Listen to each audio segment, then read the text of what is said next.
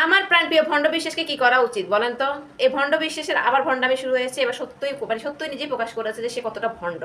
কালের কণ্ঠ একটা নিউজ করেছে, আমি স্ক্রিনে দিচ্ছি। সেখানে লিখেছে, ধর্ম পরিবর্তন নিয়ে মিথ্যা বলতে বাধ্য হয়েছি অপু বিশ্বাস। সেখানে নিউজে লিখেছেন যে শাকিব খান ও অপু বিশ্বাস জুটি বেঁধে দর্শকের উপহার দিয়েছেন অনেক সুপারহিট সিনেমা। সেই জুটি বেঁধে অভিনয় করতে গিয়ে প্রেম হয়েছে দুজনার। এরপর 2008 সালে বিয়ে করেন তারা। বিয়ের কথা দুজনেই গোপন রেখেছিলেন। বিয়ের এক দশক পর তারকা জুটির বিয়ের খবর জানান অপু বিশ্বাস। 2017 সালে 10 এপ্রিল সন্তান জয়কে নিয়ে নিউজে নিউজ 24 চ্যানেল লাইভে এসে এসব তথ্য জানিয়েছিলেন অপু। বিয়ের পর সনাতন ধর্ম ত্যাগ করে ইসলাম ধর্ম গ্রহণ করেছেন বলে জানিয়েছিলেন অপু বিশ্বাস। কিন্তু সেটা সত্যি নয়। অভিনেত্রী হিন্দু ধর্মে আছেন, দেখেছেন?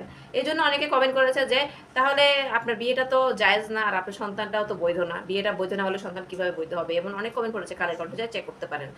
এখানে লিখেছে যে আবার বিয়ের পর নিজের ক্যারিয়ার এবং সন্তানের জন্য ক্যামেরার সামনে মিথ্যা বলেছিলেন।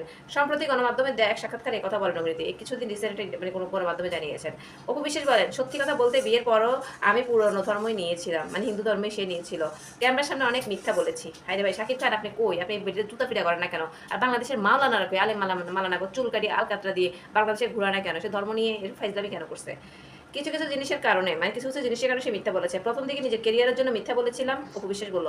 তাছাড়া এই সময় অপু সাকিব আমার স্বামী ছিল, তাকে সমর্থন করাটা আমার দায়িত্ব ছিল।